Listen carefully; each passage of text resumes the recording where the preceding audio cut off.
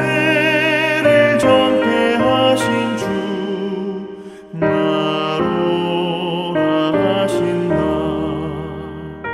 내가 주께로 지금 가오니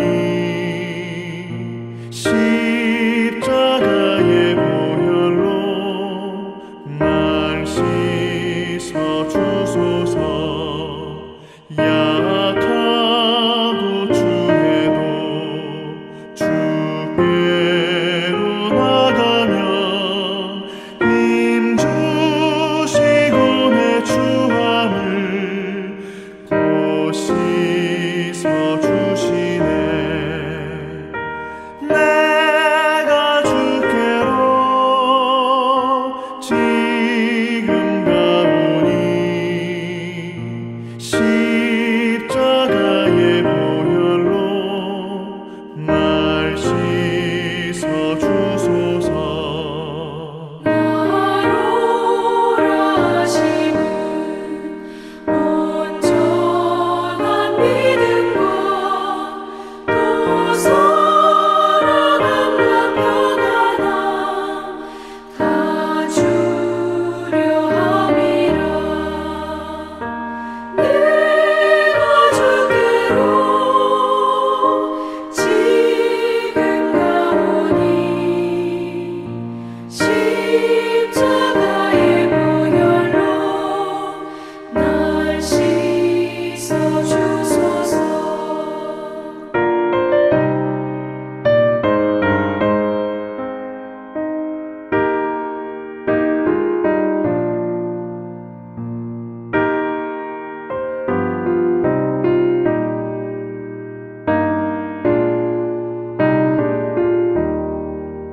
큰 죄인 못 받아 살 길을 얻었네. 한없이 넓고 큰 은혜 베풀어 주소서. 내가 주께로 지금 가오니 십자가의 보혈로 날 씻어 주소서. 그 피가 맘속에 큰 증거 됩니다. 내 기도 소리 들으사 다 허락하소서. 내가 주께로 지금 가오니 십자가의 보혈로 날 씻어 주소서.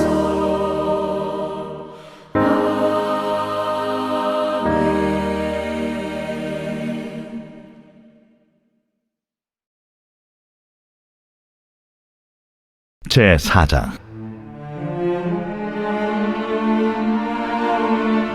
그 모든 백성이 요단을 건너가기를 마치매 여호와께서 여호수아에게 말씀하여 이르시되 백성의 각 지파에 한 사람씩 12사람을 택하고 그들에게 명령하여 이르기를 요단 가운데 제사장들의 발이 굳게 선 그곳에서 돌 12를 택하여 그것을 가져다가 오늘 밤 너희가 유숙할 그곳에 두게 하라. 여호수아가 이스라엘 자손 중에서 각 지파에 한 사람씩 준비한 그 12사람을 불러 그들에게 이르되 요단 가운데로 들어가 너희 하나님 여호와의 궤 앞으로 가서 이스라엘 자손들의 지파 수대로 각기 돌 1개씩 가져다가 어깨에 매라. 이것이 너희 중에 표징이 되리라. 후일에 너희의 자손들이 물어 이르되 이 돌들은 무슨 뜻이냐 하거든 그들에게 이르기를 요단물이 여호와의 언약궤 앞에서 끊어졌나니 곧 언약궤가 요단을 건널 때 요단물이 끊어졌으므로 이 돌들이 이스라엘 자손에게 영원히 기념이 되리라 하라. 이스라엘 자손들이 여호수아가 명령한 대로 행하되 여호와께서 여호수아에게 이르신 대로 이스라엘 자손들의 지파의 수를 따라 요단 가운데에서 돌 12를 택하여 자기들이 유숙할 곳으로 가져다가 거기에 두었더라. 여호수아가 또 요단 가운데 곧 언약궤를 맨 제사장들의 발이 선 곳에 돌 12를 세웠더니 오늘까지 거기에 있더라. 또 여호와께서 여호수아에게 명령하사 백성에게 말하게 하신 일 곧 모세가 여호수아에게 명령한 일이 다 마치기까지 궤를 맨 제사장들이 요단 가운데에 서 있고 백성은 속히 건넜으며 모든 백성이 건너기를 마친 후에 여호와의 궤와 제사장들이 백성의 목전에서 건넜으며 루벤 자손과 갓 자손과 므낫세 반 지파는 모세가 그들에게 이른 것 같이 무장하고 이스라엘 자손들보다 앞서 건너갔으니 무장한 4만 명가량이 여호와 앞에서 건너가 싸우려고 여리고 평지에 이르니라. 그날에 여호와께서 모든 이스라엘의 목전에서 여호수아를 크게 하시매 그가 생존한 날 동안에 백성이 그를 두려워하기를 모세를 두려워하던 것 같이 하였더라. 여호와께서 여호수아에게 말씀하여 이르시되 증거궤를 맨 제사장들에게 명령하여 요단에서 올라오게 하라. 여호수아가 제사장들에게 명령하여 이르기를 요단에서 올라오라. 여호와의 언약궤를 맨 제사장들이 요단 가운데에서 나오며 그 발바닥으로 육지를 밟는 동시에 요단물이 본 곳으로 도로 흘러서 전과 같이 언덕에 넘쳤더라. 첫째 달 10일에 백성이 요단에서 올라와 여리고 동쪽 경계 길갈에 진침해 여호수아가 요단에서 가져온 그 12돌을 길갈에 세우고 이스라엘 자손들에게 말하여 이르되 후일에 너희의 자손들이 그들의 아버지에게 묻기를 이 돌들은 무슨 뜻이니까 하거든 너희는 너희의 자손들에게 알게 하여 이르기를 이스라엘이 마른 땅을 밟고 이 요단을 건넜음이라. 너희의 하나님 여호와께서 요단물을 너희 앞에서 마르게 하사 너희를 건너게 하신 것이 너희의 하나님 여호와께서 우리 앞에 홍해를 말리시고 우리를 건너게 하심과 같았나니 이는 땅의 모든 백성에게 여호와의 손이 강하신 것을 알게 하며 너희가 너희의 하나님 여호와를 항상 경외하게 하려 하심이라 하라.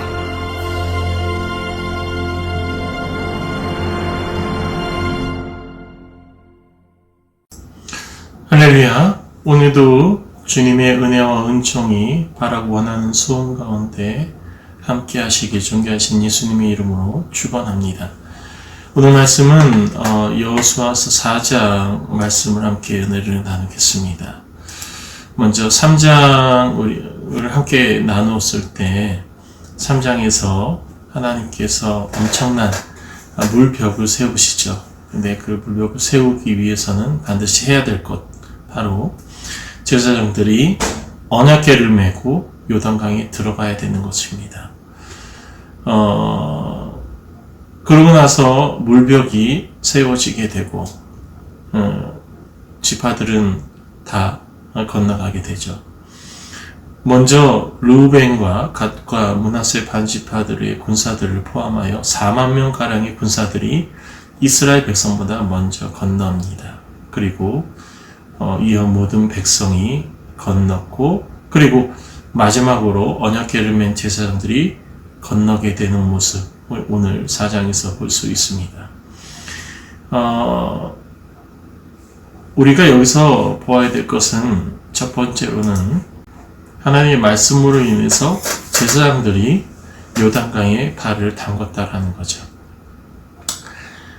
모세가 홍해를 건널 때는 어떻게 했습니까?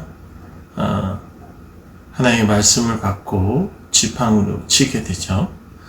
그럴 때 하나님께서 그 홍해를 갈라지게 하셨고 백성들이 마른 땅을 건너게 됐죠. 지금도 마찬가지로 요단강이 갈라지고 마른 땅을 건너가는 건 똑같지만 그 행하는 것은 다릅니다. 모세가 할 때는 모세가 지도자로서 지팡이, 하나님께서 주신 지팡이로 인해서 물을 갈랐지만 이제는 제사장들이 언약궤를 메고 들어가게 하는 것, 두 가지에는 상당히 큰 차이점이 있습니다. 첫 번째, 모세가 했던 그 행위는 하나님께서 직접 개입을 하신 겁니다. 하나님께서 직접 개입을 하신 거고, 그 다음에 이번 요단강은 제사장들이 언약궤를 메고 그 요단강에 들어가게 되는 거죠. 저는 어떻게 해석하냐면은 애굽에서 나올 때는 전적인 하나님의 능력이 임하였고, 그리고 하나님께서 주권적으로 모든 것을 행하셨다는 거죠. 실제로 광야 40년의 생활을 바라볼 때 하나님이 직접 모든 것을 행하셨던 것을 볼 수 있습니다. 그런데 이제 가나안에 들어갈 때는 좀 다른 모습을 볼 수 있는 거죠. 하나님께서 이제 직접 개입보다는 간접 개입을 선택하신 걸로 저는 해석을 하고 있습니다. 왜냐하면 제사장들이 언약궤를 메고 요단강으로 들어갔기 때문이죠. 모세와 같이 여호수아가 하나님의 말씀을 통해서 그런 일도 할 수 있는 그런 상황이지만, 이제는 하나님께서 이스라엘 백성들을 통해서 하나님께서 직접 그 가나안을 모든 가나안을 깨끗하게 하시고 이스라엘 백성 들어가게 하는 것이 아니라 이스라엘 백성들이 하나님의 말씀을 듣고 거기를 정복하기를 원하셨다는 거죠. 그것의 시작이 바로 이 요단강을 건너는 방법이라는 겁니다. 그런 면에서 하나님께서 이제 이스라엘 백성들의 능동적인 그 정복 계획을 원하셨다는 거죠. 이는 우리에게도 큰 의미를 줍니다.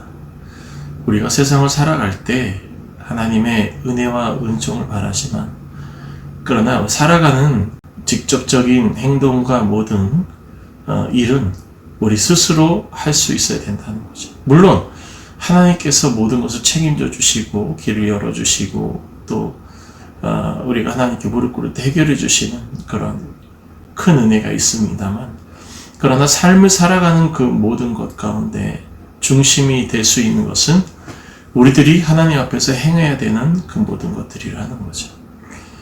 물론 중심이 말씀을 중심으로 살아간다면 그보다 더 좋은 건 없지만 우리가 연약하게 그렇게 쉽게 그 모든 것들을 해내갈 수는 없다는 거죠. 그래서 하나님께서 우리에게 자유의지를 통해서 우리가 살아가며 우리가 무엇을 해야 될지 무엇을 해내야 될지를 생각하게 만드는 그런 은혜가 있다는 거죠. 근데 그 자유의지를 내 개인 것으로 생각한다면 그것은 반드시 실패로 돌아갑니다. 오히려 그 자유의지를 통해서 하나님을 바라볼 수 있어야 된다는 겁니다. 우리 하나님은 엄청난 물론 이제 창조주이시고 이 세상을 만드신 질서를 또 이루신 하나님이지만, 그러나 하나님께서는 우리의 삶 가운데서 많은 기적을 보여주시지 않습니다. 왜? 이미 하나님께서 많은 것을 이루어 놓으셨기 때문이라는 거죠. 우리가 받는 가장 큰 기적은 바로 우리가 예수 그리스도 통해서 구원을 얻었다는 거고, 그리고 예수 그리스도를 믿음으로 하나님의 자녀가 되고 하나님의 백성이 되고 또 영원한 생명을 얻었다는 것, 이보다 더 큰 기적은 없을 겁니다. 우리 하나님이 얼마나 크신지는 오늘 또 한 사건을 보여줍니다. 이미 3장에서 보았듯이 계산을 해봤을 때 길이가 한 25km 될 것이며 높이가 500에서 600m의 엄청난 물벽을 하나님께서 세우시죠. 그리고 백성들이 다 건너간 이후에 그 물을 다시 그저 강둑에 물이 찰랑거리기만 할 뿐 아무 이상이 없게 흘러가게 만드십니다. 이게 엄청난 큰 기적이라는 걸 우리는 알아야 됩니다. 실제로 500에서 600m의 물벽이 쏟아지게 되면 어떻게 될까요? 아마도 예상을 하건대 하늘에서 운석이 떨어지는 것보다 더 큰 힘을 줄 수도 있을 것입니다. 그만큼 500에서 600m 되는 물벽이라는 것은 엄청난 무게를 그 땅에 영향을 미칠 수 있기 때문이라는 거죠. 그런데 하나님께서 하나님의 힘으로 그저 물이 살짝 넘칠 정도의 찰랑거림을 보여주신 거죠. 하나님은 커다란 일들을 하시지만 그 일들을 또 아주 자연스럽게 삶 가운데 녹아들 수 있도록 만들어 주신다는 것이 바로 여기서 큰 의미를 받을 수 있다는 겁니다.